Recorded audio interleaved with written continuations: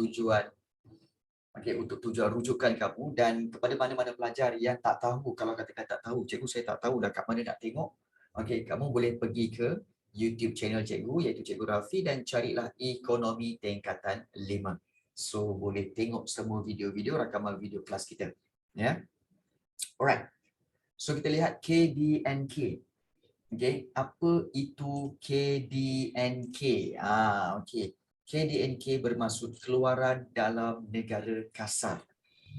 Dan KDNK ini selalu disebut dalam belanjawan. Dalam belanjawan negara selalu disebut tentang KDNK, KDNK, KDNK. Apa itu KDNK sebenarnya, cikgu? KDNK ini sebenarnya ialah jumlah nilai pasaran barang dan perkhidmatan akhir yang dikeluarkan yang dikeluarkan oleh semua faktor pengeluaran dalam sesebuah negara dalam tempoh setahun. Maksudnya di sini baik.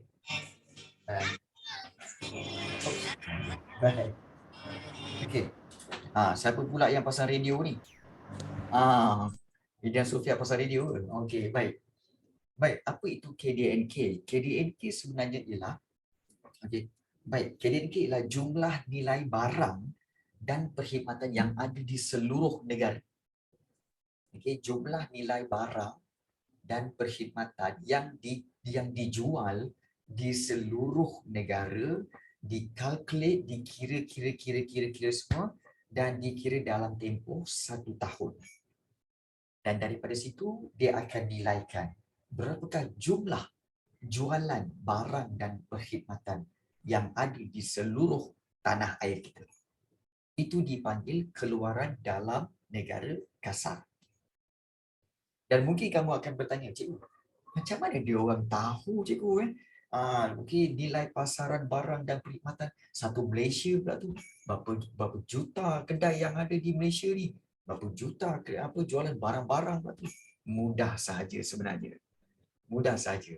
Iaitu mereka akan mengira mengikut transaksi. Transaksi jualan. Dan transaksi jualan itu akan direkodkan dalam apa? Dalam lembaga hasil dalam negeri. Iaitu income tax lah. Dalam cukai. Kan ada lembaga hasil dalam negeri kan?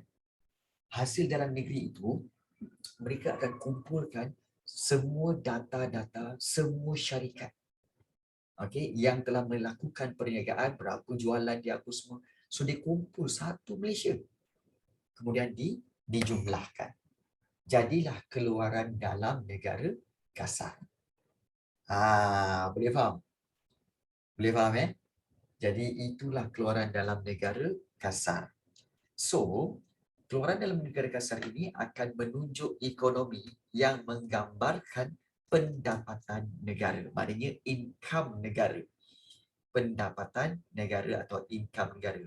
So, KDNK ini akan mengira nilai barang dan perkhidmatan yang dihasilkan oleh semua faktor pengeluaran, tak kira buruh, tanah, modal semua kan. Dalam negara, tapi dalam negara bagi tempoh setahun tanpa mengira faktor pengeluaran tersebut sama ada milik negara itu ataupun milik negara asing. Jadi dia akan calculate je. Mungkin ada syarikat negara asing di negara kita, contohnya macam syarikat Samsung, syarikat Hyundai, mungkin syarikat Western Digital yang ada kilang di sini, yang ada syarikat di sini, itu juga diambil kira. Jadi itu yang dikatakan sebagai keluaran dalam negara kasar. Jadi kalau kita lihat contohnya jurutera dari negara Jepun yang dihantar ke kilang Cawangan, jurutera daripada Jepun yang dihantar ke kilang Cawangan Malaysia. Nanti dihantar ke kilang Cawangan Malaysia dianggap menyumbang dalam KDNK Malaysia walaupun faktor buruh itu bukan milik Malaysia. Maknanya di sini, selagi dia bekerja di dalam Malaysia, maka itu dikira juga sebagai KDNK. Jadi KDNK tidak mengambil kira nilai keluaran yang dihasilkan oleh rakyat Malaysia yang bekerja di luar negara. Bye. Bye. InsyaAllah. Okey. Dan kaedah pengiraan KDNK boleh dihitung melalui 3 pendekatan. Macam mana dikira, cikgu? Okey, kaedah pengiraan KDNK ni dia ada 3 pendekatan, iaitu pertama dia akan ukur mengikut pendekatan perbelanjaan. Yang kedua, dia mengikut pendekatan keluaran, ataupun yang ketiga mengikut pendekatan pendapatan. So ada 3 cara. So untuk di Malaysia, Malaysia hanya menggunakan pendekatan keluaran dan juga pendekatan perbelanjaan sahaja. Dan pengiraan KDNK melalui mana-mana pendekatan tersebut akan memberikan nilai yang sama sebenarnya. Okey. Jadi, kita tengok dulu apa itu pendekatan perbelanjaan ataupun kaedah mengira mengikut perbelanjaan, dan satu lagi kaedah mengira KDNK mengikut keluaran. So kita tengok pendekatan perbelanjaan. Maknanya pendekatan ini diperoleh, perbelanjaan diperoleh dengan menjumlahkan semua perbelanjaan atas barang-barang akhir dan perkhidmatan yang dihasilkan dalam ekonomi bagi tempoh 1 tahun. Perbelanjaan ini termasuklah perbelanjaan isi rumah, perbelanjaan firma, perbelanjaan kerajaan, kemudian ekspor bersih, iaitu ekspor tolak import. Jadi, perubahan stok pada akhir tahun juga diambil kira dalam pengiraan pendapatan negara. So, perubahan stok ini bermaksud perubahan pada stok yang ada di firma-firma, firma dan juga yang ada pada kerajaan. Jadi itu juga akan ditolak dahulu dan diambil kira tentang pendapatan negara berdasarkan perbelanjaan. Maksudnya di sini, dia akan kira mengikut perbelanjaan, semua perbelanjaan. Sama ada perbelanjaan isi rumah, kerajaan dan juga firma. So dia akan totalkan semua belanja tiga-tiga ni, isi rumah, firma dan kerajaan, tiga-tiga ni berbelanja, dia akan jumlahkan, kemudian dia akan bagi tahu jumlahnya banyak. Kemudian pendekatan keluaran pula, iaitu KDNK ini diperoleh dengan menjumlahkan nilai ditambah yang dihasilkan oleh pelbagai sektor ekonomi di negara bagi tempoh 1 tahun. Dan nilai ditambah ini ialah peningkatan nilai barang setelah melalui setiap peringkat proses pengeluaran. Dan kaedah ini boleh mengetahui peratus sumbangan pelbagai sektor ekonomi kepada keluaran negara dan mengelakkan pengiraan 2 kali dalam pengiraan pendapatan negara. Baik. Cikgu rasa yang pendekatan perbelanjaan itu kamu faham. Tapi pendekatan keluaran ni mungkin kamu blur sikit. Baik. Pendekatan keluaran ni sebenarnya macam ni. Contoh Contoh. Kita ada kilang, kita ada syarikat syarikat kayu balak. Baik, syarikat kayu balak dia buat apa? Dia akan membuat pengeluaran, iaitu dia keluarkan barang. Keluarkan iaitu kayu. Kayu kayan. Kayu kayan. Maknanya dia keluarkan kayu-kayu yang jenis kayu gergaji ataupun kayu-kayu beluti apa semua kan, dia keluarkan kayu. Baik. So syarikat kayu balak ni dia buat apa? So dia akan jual kayu kayan. Baik. Kemudian daripada sini dia jual kepada siapa? Kepada syarikat perabot. Dia jual kepada kilang perabot lah. Kita kata kilang perabot. So kilang perabot ini akan beli kayu kayan tadi, beli kayu kayan dan kemudian dia buat perabot. Buat perabot, kemudian dia jual perabot itu. Jual perabot lah. Meja, kerusi, almari, so dijual. So dijual perabot kepada siapa pula? Dijual kepada kedai perabot. Kedai perabot dia beli perabot itu, okey, perabot, dan dia jual semula. Jual kepada pelanggan. Okey, jual perabot. Okey, perabot kepada pelanggan. Kepada pelanggan. So, kalau kita lihat di sini, okey, nampak tak bahawa okey, setiap unit ekonomi ini dia ada nilai ditambah. Okey. Syarikat kayu balak dia mengeluarkan kayu kayan dan dia jual kayu. Okey. So, bila dia jual kepada kilang perabot, so kilang perabot akan beli kayu kayan itu dan dia buat perabot, kemudian dia jual perabot itu. Okey. Dia jual perabot kepada siapa? Kepada kedai perabot. Dan daripada sini, kalau kita lihat, okey, kedai perabot akan menjualnya kepada pelanggan. So, kalau kita lihat, okey, ini akan menyebabkan nilai ditambah. Maknanya, nilai ditambah pada setiap perubahan sektor ekonomi ini. Okey, contoh, kita ambil contoh mudah lah. Katakan kayu kayan kat sini, dia jual katakanlah RM RM100. Okey, untuk buat perabot. Okey, contoh ini contoh je perabot. Baik. Okey, kayu kayan itu dijual. Okey, jual untuk buat perabot, dia jual RM100. Sampai ke kilang perabot, dia dah siap perabot, kemudian dia jual perabot itu sebanyak RM500. Dan dia jual kepada kedai. Okey, kepada kedai perabot. Dan sampai ke kedai perabot, dia akan jual pula okey sebanyak mungkin RM750. Okey, jual kepada pelanggan. So, nampak tak ada nilai ditambah kat situ? Nampak tak ada nilai daripada RM100, kemudian RM500, kemudian naik kepada RM750. So, ini yang dimaksudkan dengan nilai ditambah pada setiap sektor. So, nilai ditambah ini, okey, pendekatan keluaran akan mengira yang ini pun dia kira, yang ini pun dia kira, yang ini pun dia kira. Maknanya dicampurkan semua ni. Dan ini akan menghasilkan KDNK pendekatan keluaran. KDNK pendekatan keluaran. So, inilah kaedah pendekatan keluaran. Baik. So, kita telah lihat dua pendekatan, iaitu pendekatan perbelanjaan dan juga pendekatan keluaran.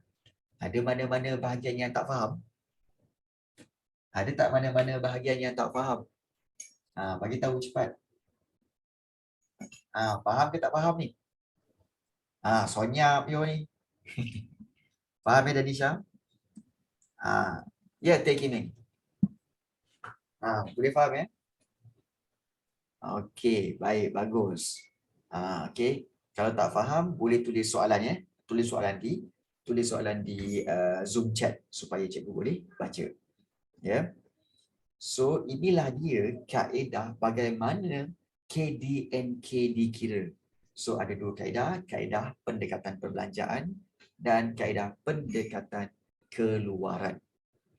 Dan satu lagi, okey, kaedah pendekatan iaitu pendekatan pendapatan.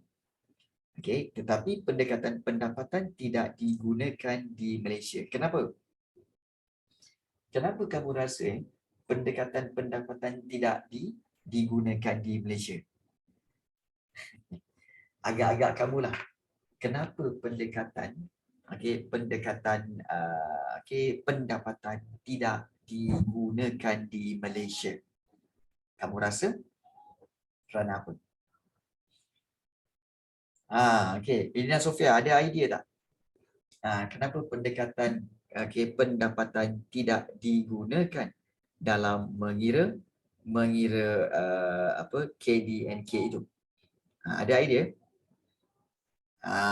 Okey, tak ada idea. Tak ada idea. Okey, baik. sebenarnya pendekatan pendapatan tidak digunakan dalam pengiraan kerana apa tahu? Kerana pendekatan pendapatan ini memerlukan semua pihak, tak kiralah firma ke, okey, ataupun isi rumah, mendaftar untuk membayar cukai pendapatan. So di Malaysia ni masih lagi banyak golongan B40 yang sebenarnya tidak mendaftar untuk cukai pendapatan di lembaga hasil dalam negeri. Jadi sebab itu pendekatan pendapatan tidak dapat digunakan. Ya, kerana ramai yang tidak mendaftar satu, dan yang kedua ramai golongan B40 yang tak layak untuk bayar cukai. Kan. Jadi kalau tak layak bayar cukai, buat apa nak register untuk LHDN kan? Jadi sebab itu pendekatan pendapatan tidak digunakan. Okey. Baik. So kita telah lihat KDNK, okey, dengan kaedah pengiraan ada 3, pendekatan perbelanjaan, pendekatan keluaran dan juga pendekatan pendapatan. Baik. So itu penunjuk ekonomi yang ketiga, dan penunjuk ekonomi yang keempat iaitu pertumbuhan ekonomi. Okey, pertumbuhan ekonomi maknanya economic growth. Economic growth. Iaitu pertumbuhan ekonomi. Dan pertumbuhan ekonomi ini merupakan perkembangan, ya, perkembangan kegiatan ekonomi dari semasa ke semasa yang menyebabkan peningkatan dalam keluaran dalam negara kasar. Maknanya, okey, daripada KDNK, kita tahu bahawa adakah ekonomi kita ni bertumbuh, okey, dengan meningkat dengan banyak atau bertumbuh dengan sedikit ataupun menguncung. Okay, bertumbuh atau menguncung. Jadi, kalau kita lihat data-data yang diperoleh daripada KDNK tadi boleh digunakan sebagai alat ukuran kadar pertumbuhan ekonomi. Maknanya, diorang boleh assume, okey, maknanya kerajaan boleh assume sama ada ekonomi kita ni growth atau tidak. Okey, berdasarkan KDNK tadi. Jadi apabila berlaku pertumbuhan ekonomi, maknanya kalau ada pertumbuhan ekonomi, maka KDNK meningkat. Hal ini bermaksud berlakunya, apa maksud pertumbuhan ekonomi? Maknanya berlakunya pertambahan dalam pengeluaran barang dan perkhidmatan dalam ekonomi. Ya. Dan pertumbuhan ekonomi ini merujuk kepada pembangunan ekonomi berbentuk fizikal, seperti pertambahan dalam sektor-sektor utama, sektor kedua dan juga sektor ketiga. Jadi pertumbuhan ekonomi boleh dijadikan kayu ukur, maknanya benchmark kepada prestasi pembangunan sesebuah negara. Sama ada pembangunan sebuah negara itu prestasinya meningkat ataupun prestasinya berkurang.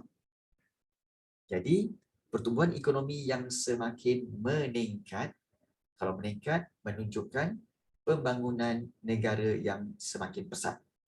Dan sebaliknya lah, kalau menurun maknanya pembangunan ekonomi negara semakin menurun. Dan ekonomi dikatakan mengalami pertumbuhan apabila kadar pertumbuhan KDNK ini nilainya positif. Dan dikatakan mengalami kemelesetan apabila kadar pertumbuhan KDNK bernilai negatif. Jadi, kepentingan mencapai kadar pertumbuhan ekonomi yang mapan adalah seperti berikutlah. Sebelum itu, faham ke tak faham ni pertumbuhan ekonomi? Faham ke tak faham pertumbuhan ekonomi? Faham ke tak faham pertumbuhan ekonomi? Tak jelas bagi tahu. Kalau jelas bagi tahu. Kalau mana-mana yang tak faham juga pun bagi tahu. Cuba bagi tahu. Faham ke tidak korang ni? Kurang. Okey, faham cikgu. Okey, baik macam ni. Baik, Danisha dia macam ni. Okey, tak apa. Okey, bagus. Okey. Bagus. Kamu bagi tahu. Contohnya, katakanlah pada tahun 2020, KDNK, KDNK negara, keluaran dalam negara kasar adalah berjumlah 220 bilion RM 220 bilion. Okey, 220 bilion. Kemudian pada tahun 2021, apabila dikira semula, KDNK negara kita adalah RM 2025 bilion. Okey, bilion kat sini. Maknanya jumlah keluaran dalam negara kasar kita berjumlah 225 bilion. Jadi, sila buat perbandingan. Bila kita buat perbandingan, bermakna daripada 220 bilion naik kepada 225 bilion. Bermakna ada peningkatan. Jadi bila ada peningkatan, bermaksud ekonomi bertumbuh dengan baik. Pertumbuhan meningkat. Maknanya pertumbuhannya meningkatlah. Jadi macam mana nak kira? Kita ada pengiraan dia sebenarnya. Iaitu kalau kita lihat sini ada tak pengiraan dia? Penyediaan, semua. Tak ada pengiraan dia. Tapi basic pengiraan bagi pertumbuhan ekonomi ni sebenarnya adalah mudah saja. Iaitu basic pengiraan KDNK ni ialah 225 tolak 220 bahagikan dengan 220. Kemudian darabkan dengan 100. So berapa peratus kat situ? Berapa peratus kat situ? Jadi kita akan dapat 5/220. So kalau kamu calculate, so kalau kita lihat, cikgu calculate 5/220 darabkan dengan 100. So ekonomi kita meningkat sebanyak 2.27%. Nampak tak? 2.27%. So ini kadar peningkatan. Bayangkan kalau katakan, let's say lah, kalau katakan ekonomi kita pada tahun 2021 still dapat untung, tapi dia turun. KDNK kita menjadi 200, katakanlah 210 bilion. Bila 210 bilion, so kalau kita lihat di sini, 210 tolak 220, bermakna ini akan menjadi negatif 10. Negatif 10 bilion. So kalau negatif 10 bilion, kalau kita calculate balik, iaitu negatif 10, bagikan dengan 220. Kemudian darabkan dengan 100. So negatif 4.5. Negatif 4.5. So itu ekonomi menguncuk. Ekonomi menguncuk. So itulah dia pertumbuhan ekonomi. So 2.27 ini menunjukkan bahawa apa? Inilah dipanggil pertumbuhan ekonomi. Ekonomi. So boleh faham Danisha? Boleh faham sekarang so inilah bagaimana KDNK digunakan. Daripada KDNK kita akan tahu pertumbuhan ekonomi ini sama ada dia meningkat atau tidak. So maknanya pertumbuhan ekonomi maknanya kesimpulan daripada KDNK. Dia punya conclusion daripada KDNK. So ekonomi dikatakan bertumbuh apabila kadar pertumbuhan KDNK itu positif. Dan dia mengalami kemelesetan bila kadar pertumbuhan KDNK bernilai negatif. Jadi, apakah kepentingan dia, cikgu? Penting sangat ke, cikgu? Apakah faedahnya mencapai kadar pertumbuhan ekonomi yang mampan, maknanya yang sentiasa positif? Adalah seperti berikut. Bila kadar pertumbuhan ekonomi kita setiap tahun meningkat, so, ini menunjukkan bahawa akan mewujudkan, pertama sekali akan mewujudkan lebih banyak peluang pekerjaan bagi menampung peningkatan penawaran tenaga buruh. Harus diingat bahawa setiap tahun ramai orang grad. Setiap tahun ramai pelajar akan grad. Okey, grad ijazah ke diploma ke. So bila dia orang grad, dia orang nak cari pekerjaan. Jadi kalau ekonomi kita sentiasa positif, berkembang, maknanya bila berkembang ni, maksudnya akan ada sentiasa ada syarikat-syarikat baru yang telah wujud di negara kita. Dan syarikat baru itu akan membuka peluang pekerjaan kepada orang ramai. Dan ini boleh, peluang pekerjaan ini boleh ditampung oleh pelajar-pelajar yang baru grad daripada degree, baru grad daripada diploma. Nampak tak? Jadi pentingnya peningkatan ekonomi ini supaya ekonomi meningkat, syarikat lagi banyak dan syarikat akan membawa kepada lebih banyak peluang pekerjaan. Itu penting. So itu satu. Kemudian yang kedua kalau kita lihat iaitu untuk meningkatkan taraf kebajikan masyarakat. Melalui peningkatan pendapatan, maknanya income dan jumlah output negara. Ya, serta kualiti barangan menjadi lebih baik. Maksudnya di sini, kalau ekonomi kita bertambah baik, maknanya bertumbuh dengan baik, maka peluang pekerjaan pun banyak. Maka bila peluang pekerjaan banyak, maka akan menambahkan pendapatan kepada masyarakat. Jadi bila masyarakat ada pendapatan yang bertambah, maka masyarakat akan dapat meningkatkan taraf kebajikan mereka. Nampak tak? Kita ambil contoh. Kalau dulu, katakanlah satu keluarga, dengan suami isteri bekerja, kemudian ada anak 2 orang. Mereka dapat menyediakan rumah yang sederhana dengan juga bayaran Astro. Tengok Astro TV. Tengok Astro pakai enjoy je. Beli RM50. Tetapi bayangkan apabila suami isteri itu berjaya meningkatkan taraf kebajikan mereka dengan kedua-duanya mendapat pendapatan yang lebih. Mungkin kerana apa? Mungkin kerana bertukar kepada pekerjaan yang lebih baik. Maknanya pekerjaan yang gaji lebih banyak. Itu satu. Kemudian juga kalau kita lihat juga mungkin mereka naik pangkat. So gaji bertambah. Bila gaji bertambah, mereka akan tukarkan daripada enjoy itu kepada Astro. Dengan full package bulan-bulan 130. Jadi ini peningkatan taraf. Ini peningkatan taraf kebajikan.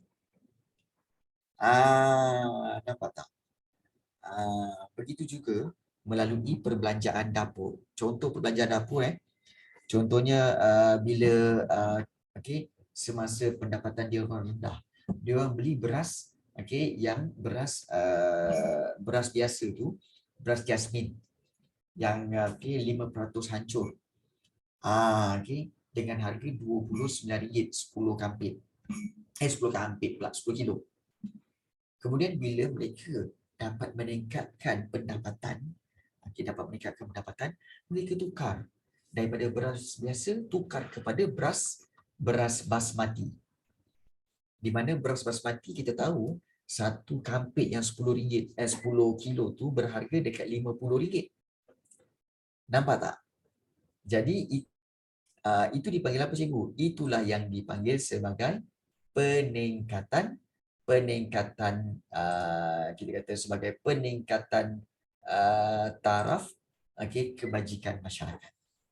Itulah dia. Sebab itu pentingnya pertumbuhan ekonomi supaya taraf kebajikan masyarakat dapat ditingkatkan. Itu yang kedua. Yang ketiga, kadar pertumbuhan ini penting untuk apa? Dapat kurangkan kadar kemiskinan. Satu. Kemudian dapat rapatkan jurang pendapatan. Maknanya jurang pendapatan kita kata income gap between yang kaya dengan yang miskin. So dapat rapatkan jurang pendapatan supaya semuanya kelihatan setara. Tidak ada yang terlalu kaya, tidak ada yang terlalu miskin. Dapat kurangkan gap. Dan juga yang seterusnya, yang kelima, dapat mempercepatkan penyediaan kemudahan perumahan, perkhidmatan, perkhidmatan kesihatan dan juga kemudahan asas. Jadi dapat mempercepatkan penyediaan. Kalau ekonomi kita bertumbuh dengan baik, maka kerajaan mampu untuk menyediakan kemudahan yang lebih baik. Sebab tu kalau kita lihat sekarang ni, kerajaan kita sedang cuba untuk apa? Untuk menyediakan kemudahan telekomunikasi 5G. 5G kepada seluruh negara. Dan ini kalau ekonomi kita naik kan. Jadi kerajaan ada banyak wang untuk apa? Untuk tingkatkan kemudahan asas ini kepada 5G. Jadi itulah kepentingan untuk mencapai kadar pertumbuhan ekonomi yang mampan ini. Pertama, supaya lebih banyak pekerjaan. Kedua, dapat meningkatkan taraf kebajikan masyarakat. Ketiga, kurangkan kadar kemiskinan. Empat, rapatkan jurang pendapatan. Dan yang kelima, dapat percepatkan penyediaan kemudahan asas. So, itulah kepentingan pertumbuhan ekonomi Malaysia. Okey. Boleh faham ke tak ni? Boleh faham ke tak ni? Setakat ni boleh follow?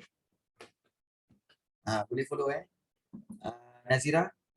Danisha? Alright, boleh. Okey, baik, bagus. Itu yang cikgu nak tu. Supaya kamu pun faham. Okey. Baik, boleh Alright. Baik, bagus. Baik, kita telah lihat tentang KDNK. Kita telah lihat KDNK dan kaedah pengiraannya. Dan satu lagi kita telah lihat berkaitan dengan pertumbuhan ekonomi Malaysia dan kepentingannya. Dan kita nak lihat tentang sebab dan akibat pertumbuhan ekonomi. Sebab dan akibat pertumbuhan ekonomi. Kadar pertumbuhan ekonomi sesuatu negara berbeza dengan negara lain. Dan pertumbuhan ekonomi ini akan dipengaruhi oleh faktor-faktor seperti yang berikut. Pertama iaitu dia bergantung kepada sumber alam semula jadi. Maknanya banyak ke tak banyak sumber alam semula jadi. Yang kedua, jumlah penduduk dan bekalan tenaga buruh. Yang ketiga, kemajuan teknologi. Yang keempat, bagaimana pelaburan investment dalam aktiviti ekonomi. Dan yang kelima, bagaimana pula sistem sosial dan sikap masyarakat. So, inilah dia faktor-faktor yang akan mempengaruhi pertumbuhan ekonomi. So, kita tengok dulu sumber alam semula jadi.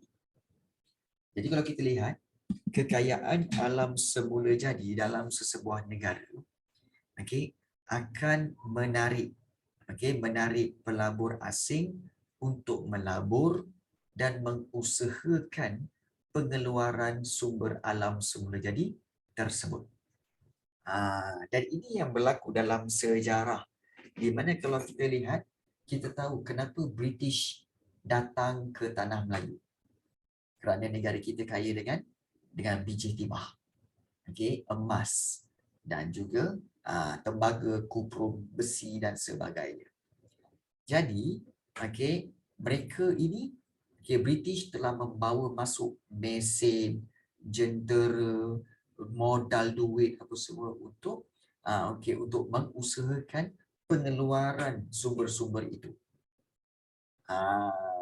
Jadi, ini menyebabkan apa? Menyebabkan pertumbuhan ekonomi. Maknanya, pertumbuhan ekonomi akan meningkat. KDNK akan meningkat.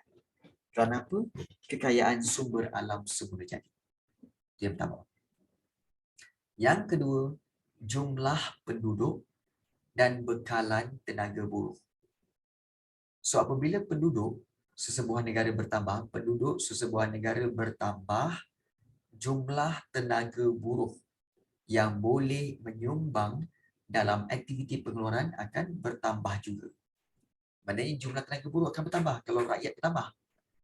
Jadi, kemahiran dan produktiviti buruh, kecekapan buruh boleh ditingkatkan melalui cara apa? Pendidikan, melalui latihan. Jadi kesannya jumlah pengeluaran barang dan perkhidmatan akan bertambah. Ini kira kata sebagai macam logik je lah sebenarnya. Dan jumlah penduduk yang besar akan meningkatkan permintaan terhadap barang dan perkhidmatan di pasaran. Jadi pengeluar terdorong untuk menambahkan jumlah pengeluaran dan seterusnya menyumbang kepada pertumbuhan ekonomi. Baik. Setakat A dengan B ni, sumber alam semula jadi dengan jumlah penduduk dan bekalan tenaga buruh ni, ada mana-mana bahagian yang tak faham tak? Ada tak mana-mana bahagian A dengan B ni yang mana-mana yang kamu tak faham? Ada ke tak ada yang tak faham? Okey. Ada ke tak ada bahagian yang kamu tak faham? Faham ke tak ni? Alhamdulillah tak ada. Alhamdulillah dan insya bagus.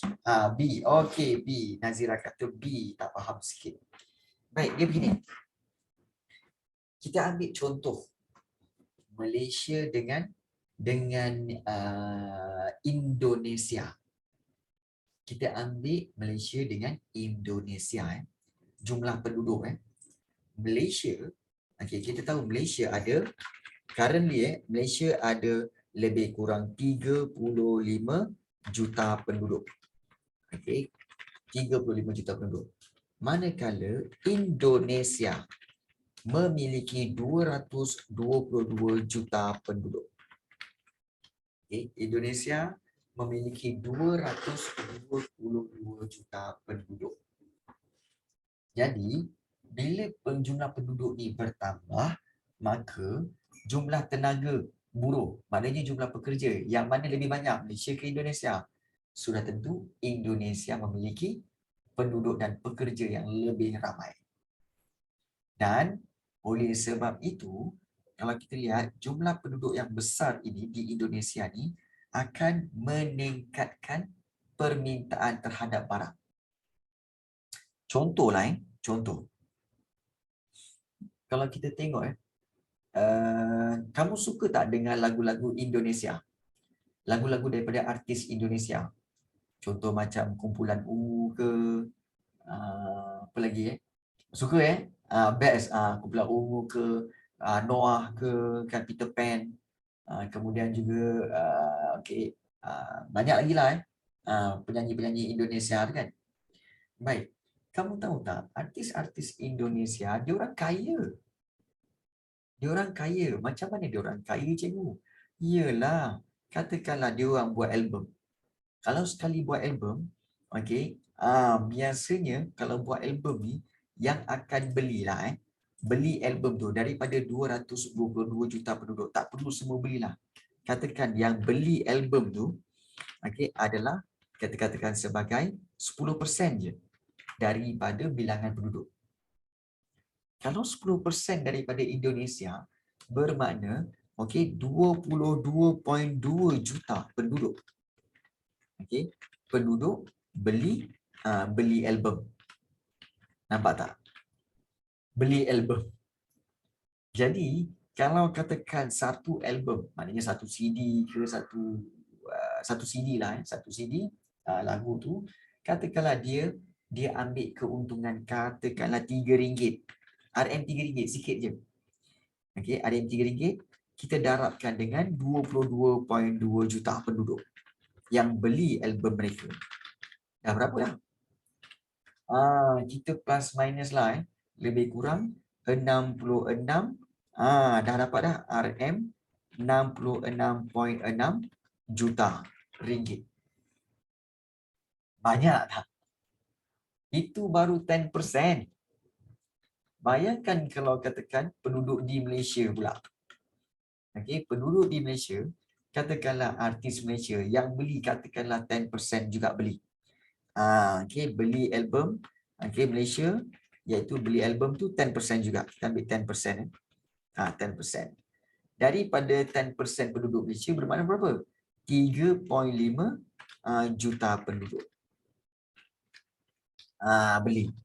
Beli album tu. So berapa dapat? Kita darabkanlah 3.5 ni, darabkan katakanlah setiap tu dia ambil dapat RM3 jugalah. RM3 darabkan dengan 3.5 juta penduduk yang beli album tu. Maka akan dapat berapa? Okey, 15. Okey, kita dapat RM 15 3 9 10 10.5 juta. Okey, 10.5 juta. Nampak tak? Kalau yang beli album tu 10% aja. So mana lebih untung? Niaga album di Malaysia ke niaga album di Indonesia? Mana lebih untung? Berniaga album di Malaysia ataupun di Indonesia? Sudah tentu di Indonesia. Sudah tentu di Indonesia lebih untung sebab Indonesia, niaga kat Indonesia senang dapat sebab sampai 66.6 juta. Kalau di Malaysia, okey, baru 10 juta. Baru 10 juta. Jadi ini menunjukkan bahawa kenapa dia berbeza? Kerana jumlah penduduk yang berbeza. Nampak tak? Malaysia penduduk 35 juta. Tapi Indonesia 222 juta penduduk. Jadi oleh sebab itu, kalau kamu lihat pada tahun-tahun sekitar tahun 1990-an, Tun Dr. Mahathir pernah membawa satu dasar, iaitu satu dasar kerajaan dipanggil dasar kependudukan. Kependudukan negara di mana apa? Di mana menyasarkan bahawa perlunya Malaysia memiliki 70 juta penduduk. Pada tahun bila? Pada tahun 2100. Ini dasar yang dilancarkan oleh Tun Dr. Mahathir pada tahun 1990-an. Dasar kependudukan negara nak capai 70 juta penduduk pada tahun 2100.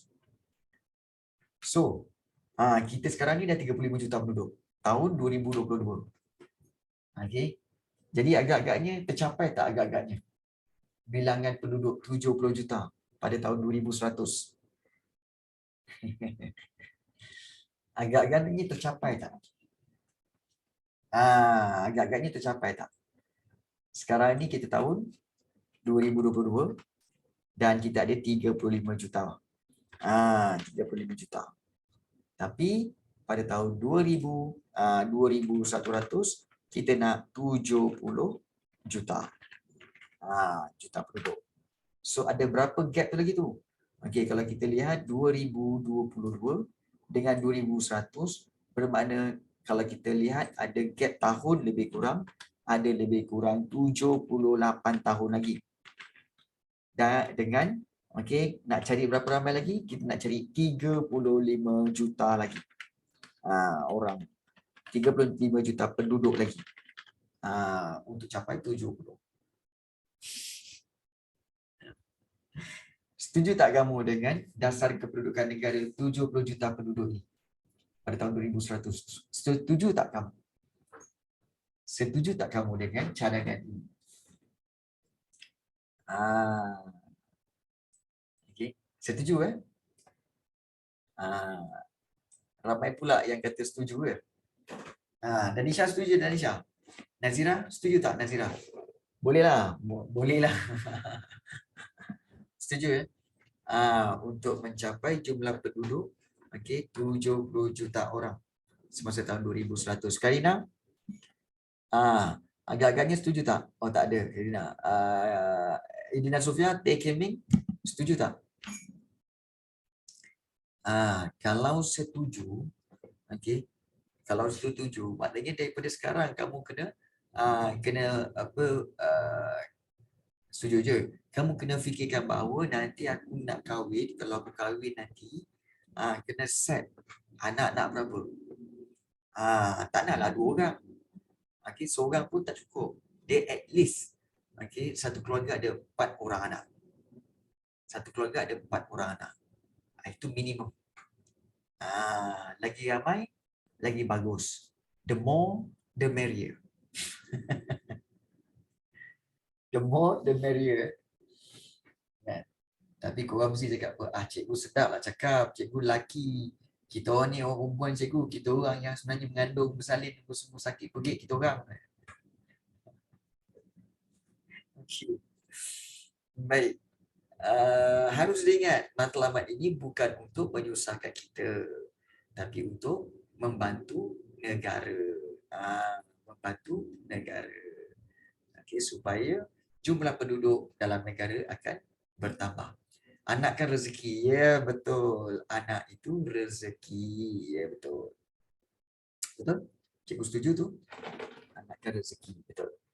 Jadi, itulah tentang jumlah penduduk dan bekalan tenaga buruh. Okey. Baik. So, apa yang cikgu rasa nak sambung lagi, tapi cikgu rasa macam tak payah banyak-banyak lah. Nanti kan tak termasuk semua kan. Jadi, cikgu ulang balik apa yang telah kita pelajari pada hari ini. Iaitu apa yang kita pelajari pada hari ini iaitu yang pertama sekali tentang penentu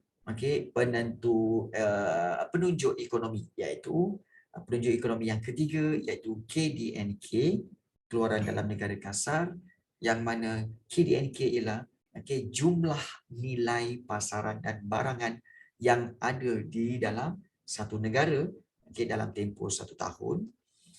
Dan KDNK ini diukur melalui 2 pendekatan perbelanjaan dan juga pendekatan keluaran. So pendekatan pendapatan tu kita tak guna. Dan juga kita pelajari hari ini iaitu pertumbuhan ekonomi. Di mana daripada KDNK itu kita tahu ekonomi kita bertumbuh sebanyak berapa peratus. Jadi peningkatan itu akan menunjukkan sama ada negara kita ini ekonominya positif atau ekonominya bertumbuh negatif.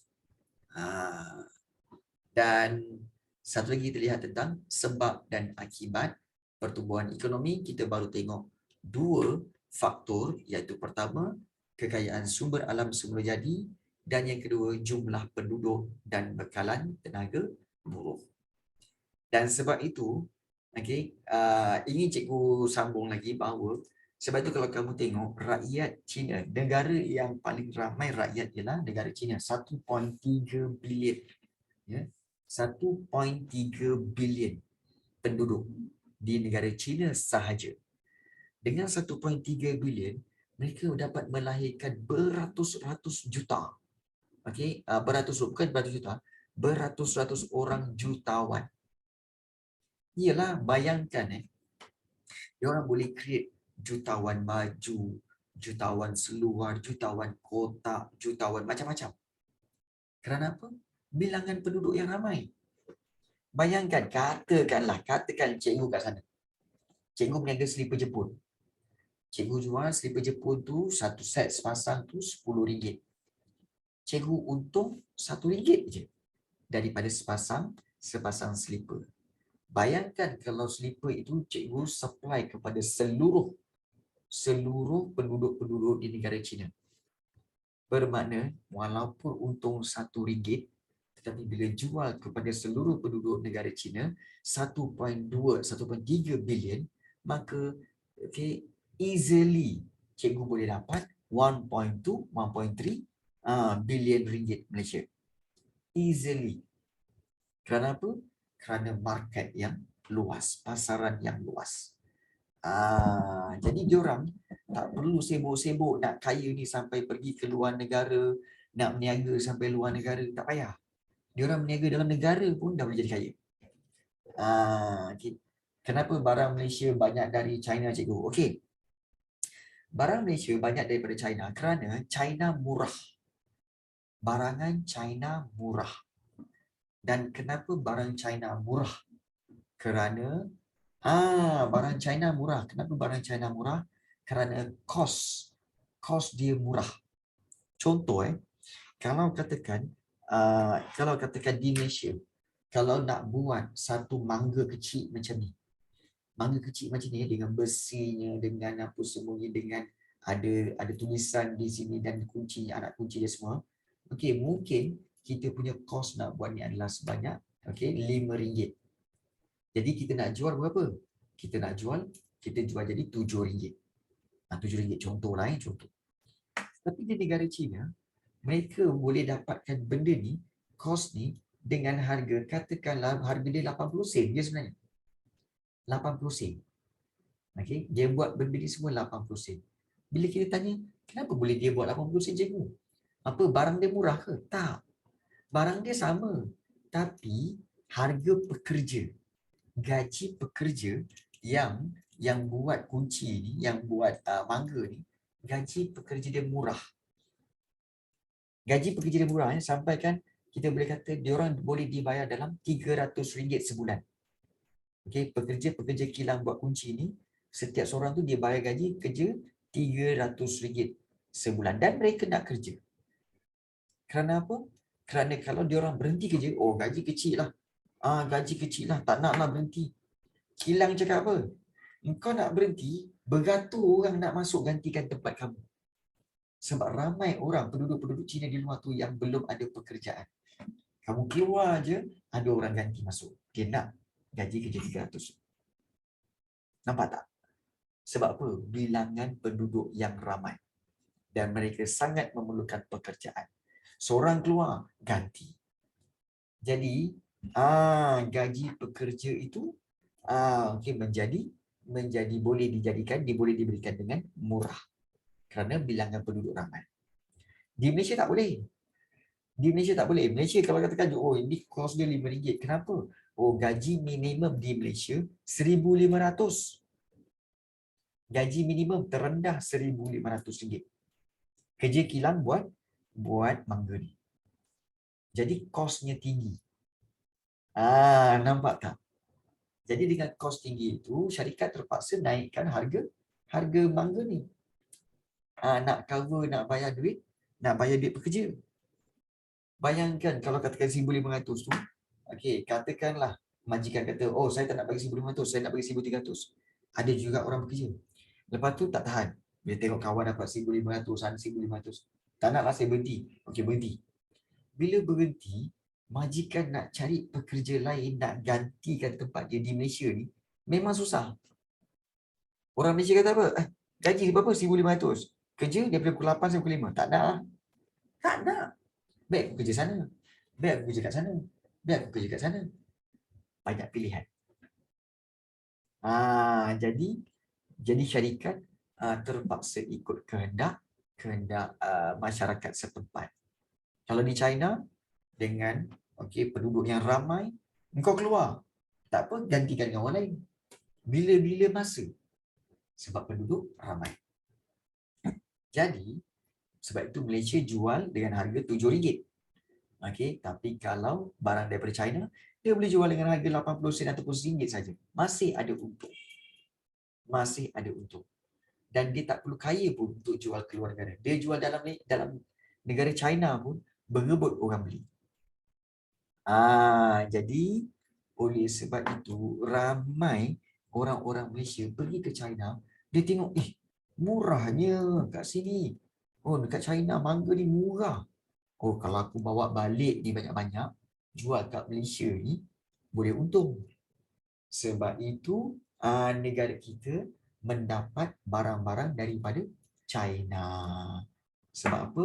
Ramai para peniaga beli banyak-banyak dari negara China yang murah, bawa ke Malaysia, naikkan harga dan dapat untung. Boleh faham Medina? Itu kaedah dia. Itulah kaedah dia. Boleh faham Danisha? Boleh faham Danisha? Dan sebab itu sekarang ni bukan semata-mata barang-barang macam ni je. Even Samsung, even iPhone pun, kalau kamu tengok iPhone latest one ni, dia punya komponen pun made in China. Komponen iPhone made in China. Why? Sebab China punya kos murah. Nampak tak? So itu punca kenapa barang-barang China menjadi pilihan. Cikgu pun sebenarnya akan pun tengah order, tengah servis satu barang ni untuk bawa masuk ke dalam Malaysia sebenarnya ni. Cikgu nak cari apa ni? Thumb drive. Okey, thumb drive. Okey, daripada China, cikgu nak beli banyak-banyak. Dan cikgu nak masukkan dalam tu, okey, semua kejap. Kena record ni.